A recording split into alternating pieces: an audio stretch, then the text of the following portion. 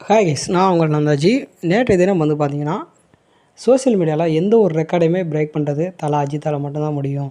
அது ட்ரெய்லராக இருந்தாலும் சரி, வசூல் ரீதியாக இருந்தாலும் சரி, புக்கிங் டைமாக இருந்தாலும் சரி, எந்த ஒரு இதையுமே அஜித்தால் மட்டும்தான் பிரேக் பண்ண முடியும். அப்படி தான் நேற்று திருநெல்வேலியில் பார்த்தீங்கன்னா, பிஎஸ்எஸ் திரையரங்கத்தில் ஒரு கட் அவுட் வச்சுருந்தாங்க. அந்த கட் அவுட் பார்த்தீங்கன்னா, வேர்ல்டு ரெக்கார்டு பண்ணணும் அந்தளவுக்கு தலை ஃபேன்ஸ் அதை வச்சுருந்தாங்க. ஸோ இந்த இதில் இப்போ பார்த்திங்கன்னா, திருநெல்வேலி சைடு பார்த்திங்கன்னா, ஈவினிங் டைம் ஆச்சுனாலே காற்றும் மழையுமா இருக்கிறதுனால அந்த ஒரு கட் அவுட் வைக்க முடில.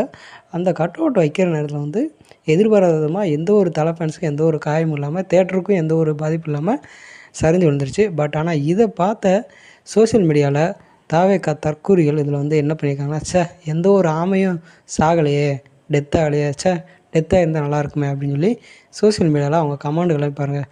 ஸோ இதே இந்த இடத்துல ஒரு தளபதி ரசிகர்களுக்காக இருந்தால், ஏன்டா போய் உங்கள் வேலையை பாருங்கடா, எதுக்குடா இதெல்லாம் தேவையில்லாத வேலை, இந்த மாதிரி மட்டும் தான் தலை ஃபேன்ஸ் கமெண்ட் பண்ணுவாங்களே தவிர யாரோட உயிர் போகிற அளவுக்கு கமெண்ட் பண்ணவே மாட்டாங்க. இதெல்லாம் தேவையில்லாதது அப்படின்னு சொல்லி தான் கமெண்ட் பண்ணியிருப்பாங்க.